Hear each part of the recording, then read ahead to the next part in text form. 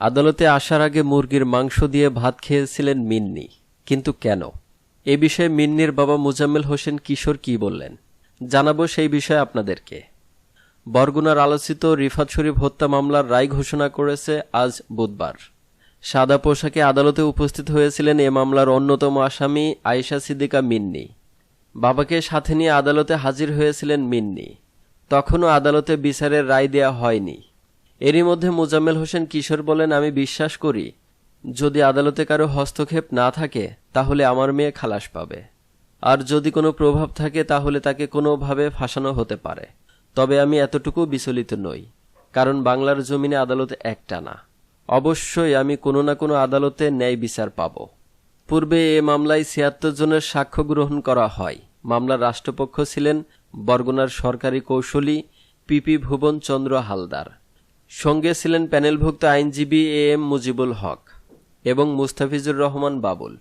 আসামিদের পক্ষে ছিলেন অ্যাডভোকেট মাহবুবুল বারী আসলাম এবং তার সাথে ছিলেন শাহজাহান মিয়া, হুমায়ুন কবির, অলিউল্লাহ সবুজ এবং আব্দুর রহমান নান্টু।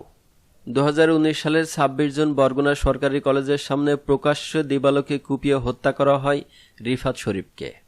মামলার ২৪তম আসামির মধ্যে নিহত রিফাতের স্ত্রী আয়েশা সিদ্দিকা মিন্নি সহ প্রাপ্তবয়স্ক ১০ আসামির রায় ঘোষণা করল আজ। মামলার প্রধান আসামি মোহাম্মদ সাব্বির আহমেদ নয়ন ওরফে নয়ন বন্ড গত বছরের ২ জুলাই ভোর রাতে পুলিশের সঙ্গে বন্দুকযুদ্ধে নিহত হয়। অন্য একজন আসামি মোহাম্মদ মুসা আগে থেকেই পলাতক আছে। তবে এই রায় দেওয়ার পরে গণমাধ্যমে নিজের অভিমত প্রকাশ করেছে নয়ন বন্ডের মা। নয়নের মা বলেন, অপরাধ একা আমার ছেলে করেনি, সবাই মিলে অপরাধ করেছিল। অথচ পুলিশ নাটক সাজিয়ে আমার ছেলেকে হত্যা করেছিল এবং পরবর্তীতে গণমাধ্যমে বলা হয়েছিল বন্দুকযুদ্ধে নিহত হয়েছে নয়ন। তবে আজকের দিনের এই রায়ের বিষয়ে প্রতিক্রিয়া জানাতে নয়ন বন্ডের মা বলেন, আমি অবশ্যই খুশি। কেন আমার ছেলে একা পৃথিবী ছেড়ে চলে যাবে?